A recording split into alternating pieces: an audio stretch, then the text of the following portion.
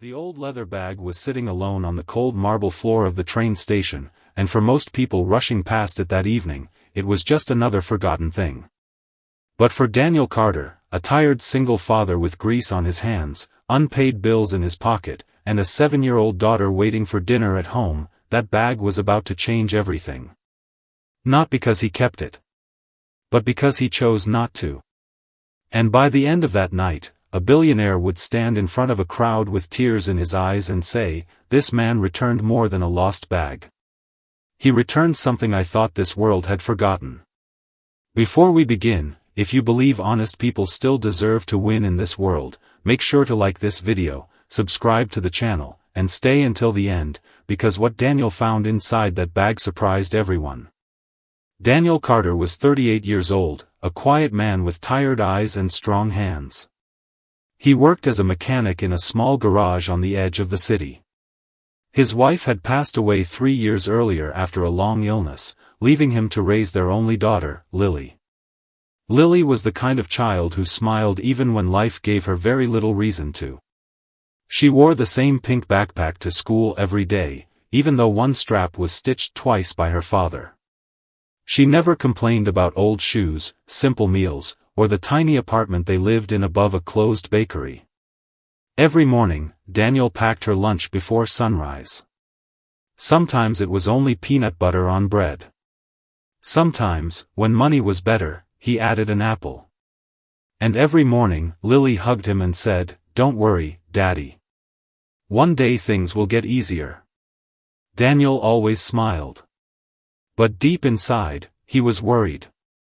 The rent was late. The garage had cut his hours. The hospital bills from his wife's treatment were still following him like a shadow. And that very evening, Daniel had received a final notice from the landlord. Pay within 7 days, or leave. He folded the notice carefully and placed it in his coat pocket, as if folding it smaller could somehow make the problem smaller too. That night, after finishing a 12-hour shift, Daniel missed his usual bus. The rain had started falling hard, turning the streets silver under the city lights. He decided to take the train instead. The station was crowded. People moved quickly, phones in hands, expensive coats brushing past worn jackets, everyone focused on their own destination. Daniel stood near a bench, rubbing his hands together for warmth, when he saw it. A dark brown leather bag beneath the seat. At first, he looked around, expecting someone to grab it. But no one did.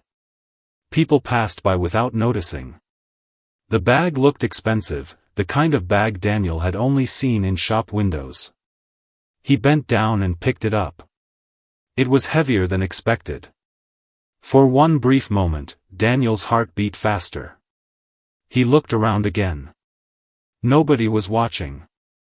Nobody seemed to care. A dangerous thought entered his mind. What if there was money inside? Enough to pay rent. Enough to buy Lily new shoes. Enough to fix the heater. Enough to breathe for the first time in years. His fingers tightened around the handle. Then he thought of Lily. He thought of the way she looked at him like he was the strongest, most honest man in the world. He thought of his wife, Emily, who used to say, "We may not have much, Daniel, but our daughter will always know the difference between need and greed." Daniel swallowed hard. He carried the bag to a quieter corner and opened it just enough to find identification. Inside, he found documents, a laptop, several sealed envelopes, and a small velvet box. Then, hidden in the side pocket, he found a passport. The name on it made him freeze. Richard Whitmore. Daniel knew that name. Everyone in the city knew that name. Richard Whitmore was a billionaire real estate developer, owner of luxury hotels, shopping towers, private companies, and half the skyline Daniel passed every day on his way to work. Daniel looked back into the bag, stunned. Then he noticed one envelope marked, "For Olivia, do not open." Olivia. There was also a framed photo tucked inside. It showed Richard Whitmore with a young girl, maybe 8 or 9 years old. She had bright eyes, a missing front tooth, and her arms wrapped around his neck. Daniel felt something strange in his chest. This was not just a billionaire's bag. This was personal. He closed it immediately. At the station office, Daniel tried to report the lost bag, but the desk was empty. A sign said the attendant would return in 30 minutes. Daniel looked at the clock. Lily was home waiting. He had promised he would not be late.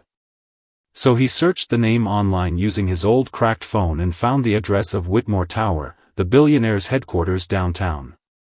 It was only 4 stops away. Daniel hesitated. He was exhausted. His boots were wet. His stomach was empty. But something told him this bag could not be left behind. So he went. Whitmore Tower rose into the night like a wall of glass and power. Daniel stepped into the lobby, carrying the leather bag carefully. Security guards immediately looked at him. His work shirt was stained with oil. His coat was old. His face was tired. One guard approached. "Can I help you?" Daniel lifted the bag. "I found this at the train station. I think it belongs to Mr. Richard Whitmore." The guard's expression changed, but not with gratitude. "With all due respect, sir, you can leave it here." Daniel shook his head. "I'd rather give it directly to him or someone from his office. There are important documents inside." The guard narrowed his eyes. "You opened it?" "Only to find the owner." The second guard stepped closer. "Wait here." Within minutes, 2 more men arrived. Then a woman in a black suit. Her name badge said, Elaine Porter, Executive Assistant. She looked Daniel up and down. "You found Mr. Whitmore's bag?" "Yes, ma'am." "And you brought it here yourself?" "Yes." "Did you remove anything?" Daniel's jaw tightened. "No." Elaine studied him for a long second, then took the bag from his hands. "Wait here." Daniel stood alone in the glowing lobby, feeling smaller than he had felt in years. People in expensive suits walked past him. Some glanced at his boots. Some looked away. One man whispered something and laughed. Daniel lowered his eyes. He had done the right thing. That should have been enough. But somehow, standing there, he felt like he was on trial. After nearly 20 minutes, elevator doors opened. An older man stepped out quickly, followed by Elaine and 2 security officers.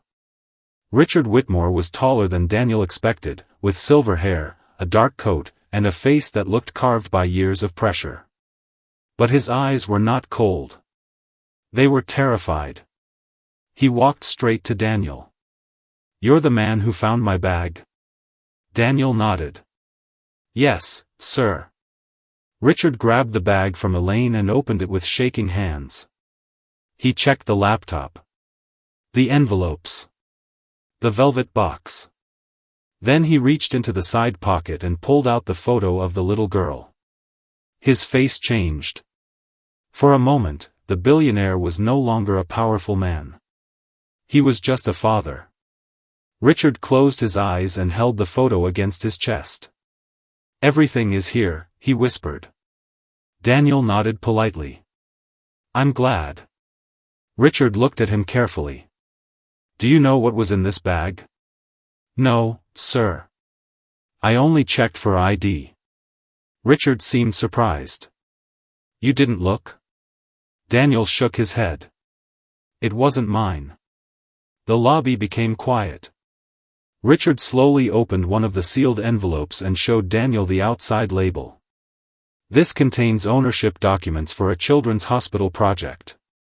If these had disappeared, the deal would have collapsed tomorrow morning." Then he touched the velvet box.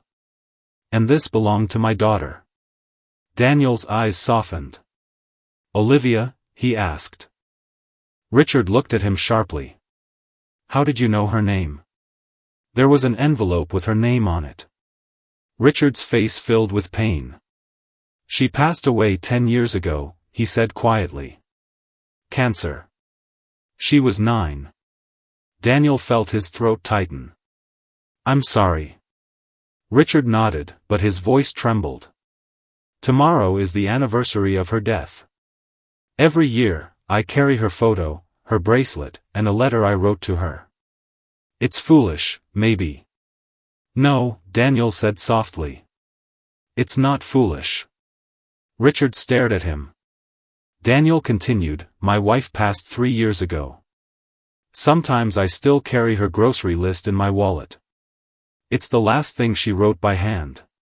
For the first time, Richard Whitmore looked at Daniel not as a stranger, not as a poor mechanic, but as another man who understood grief. What's your name? Richard asked. Daniel Carter. And what do you do, Daniel Carter?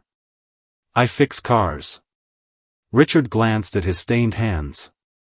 And you came all the way here after work? Yes, sir. Why? Daniel gave a tired smile. Because someone might have needed it back tonight. Richard was silent. Then he reached into his coat and pulled out a checkbook. How much do you need? Daniel stepped back. Sir, I didn't come for money. I know. That's why I'm offering. Daniel shook his head. I appreciate it, but I can't take a reward for returning what wasn't mine. Richard's eyes narrowed with curiosity. Everyone takes a reward. Not everyone. Those 2 words hit harder than Daniel expected. Richard looked down, ashamed in a way he had not felt for years. Elaine watched quietly. The security guards looked uncomfortable. Richard put the checkbook away. Then at least allow me to drive you home. Daniel hesitated. My daughter is waiting. Then we shouldn't keep her waiting. A black car pulled up outside. Daniel had never sat in a car like that before. On the ride home, Richard asked about Lily, about Daniel's work, about his life. Daniel answered simply, never complaining, never trying to make himself look pitiful. But when they reached the old apartment building, Richard noticed the broken steps, the dark windows, the peeling walls. Lily opened the door before Daniel could knock. Daddy! She ran into his arms. Then she saw Richard behind him and became shy. Daniel smiled. Lily, this is Mr. Whitmore. He lost something, and we helped return it. Lily looked at Richard with serious eyes. Did my daddy save your thing? Richard smiled sadly. Yes. More than you know. Lily nodded. My daddy always returns things. Even when we find coins near the grocery store. Richard looked at Daniel. Daniel looked embarrassed. She exaggerates. No, Lily said. You do. Richard laughed softly, but his eyes were wet. Before leaving, he noticed the final notice on the small table. Daniel quickly tried to hide it, but Richard had already seen enough. He said nothing. The next morning, Daniel arrived at the garage early. His boss, Frank, was waiting with a grim face. Daniel, I'm sorry, Frank said. Business is slow. I have to let you go. Daniel stood still. For a moment, the world went quiet. He thought of rent. Lily's school. Food. Bills. Everything. Frank placed a hand on his shoulder. You're a good man. I wish that mattered more. Daniel walked out of the garage carrying a small box of tools. Rain began again. He sat at the bus stop, staring at nothing. For the first time in years, he wanted to break. Then his phone rang. Unknown number. Mr. Carter, a voice said. This is Elaine Porter from Whitmore Foundation. Mr. Whitmore would like to see you today. Daniel almost laughed. Today isn't a good day. I believe it may become one. An hour later, Daniel stood again in Whitmore Tower, but this time no one laughed at his clothes. Richard was waiting in a conference room filled with executives. On the table were documents, photos, and a large architectural model of a building. Richard walked to Daniel and shook his hand. "Ladies and gentlemen," Richard said, "this is Daniel Carter." Everyone turned. Richard continued, "Last night, this man found my bag.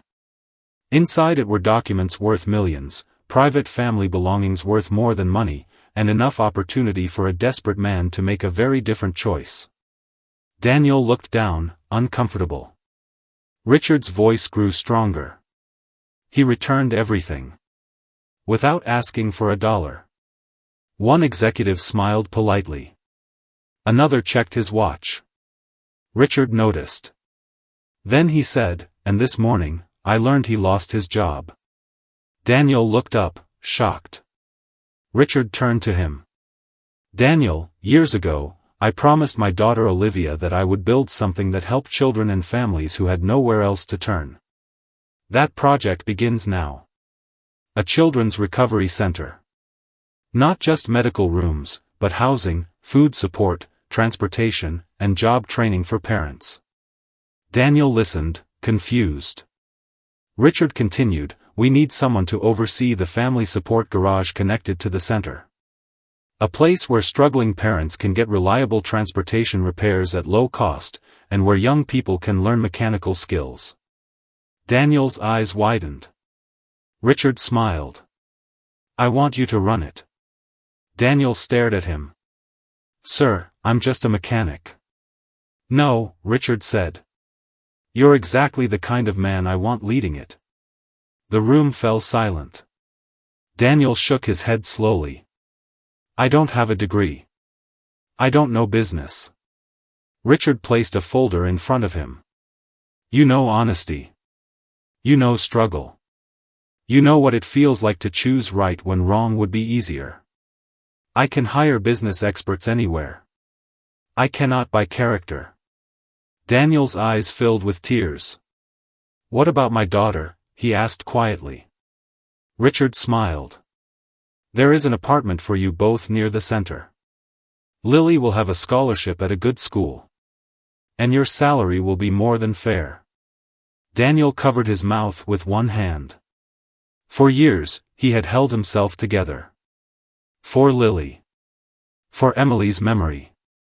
For survival. But in that room, with strangers watching, Daniel broke down. Not because he was weak. Because for the first time in years, someone had seen him. Not his poverty. Not his clothes. Not his tired face. Him. 3 months later, the Olivia Whitmore Family Center opened its doors. Daniel stood outside wearing a clean blue shirt with his name stitched on it. Lily stood beside him in new shoes, holding a ribbon. Richard stood on the other side, holding Olivia's bracelet in his hand. News cameras gathered. Reporters asked Richard why he trusted a stranger with such an important project. Richard looked at Daniel. "Because one night, when nobody was watching, he showed me who he was." Then Richard turned to the cameras. "In this world, we often celebrate people who take. Today, I want to celebrate a man who returned." The center became a miracle for hundreds of families. Single mothers came in with broken cars and left with hope. Fathers who had lost jobs learned new skills. Teenagers who had been told they would become nothing learned how to rebuild engines and, slowly, rebuild themselves. Daniel treated every person with dignity. When someone could not pay, he found a way. When someone felt ashamed, he reminded them that needing help did not make them worthless. One evening, almost a year later, Daniel found Lily sitting in his office, looking at a framed photo on his desk. It was a picture of Daniel, Lily, Richard, and dozens of families standing outside the center. "Daddy," she said, "are we rich now?" Daniel smiled. "Not like Mr. Whitmore." Lily thought for a moment. "But we have a home. And food. And you help people every day." Daniel nodded. "Then I think we're rich," she said. Daniel pulled her close. "You know something, Lily? The night I found that bag, I was scared. I thought about how much we needed help. But you gave it back, she said. Yes. Why? Daniel looked at his daughter, the little girl who had been watching him all along. Because I wanted you to grow up knowing that hard times can take many things from us, but they don't have to take who we are. Years later, people would still talk about the lost bag. Some said Daniel was lucky. Some said Richard was generous. But the people who knew the full story understood something deeper. That bag did not change Daniel because it made him rich. It revealed who he already was. And it changed Richard because it reminded him that kindness was not dead, honesty was not foolish, and sometimes the person who saves your dream is not the richest person in the room. Sometimes it is the tired father in worn-out shoes who still chooses to do the right thing. So if life is testing you right now, if you feel unseen, tired, forgotten, or trapped, remember Daniel Carter. One honest choice can open a door you never knew existed. One act of kindness can travel farther than you imagine. And one person with character can remind the world what true wealth really means. Because money can build towers. But integrity builds legacies.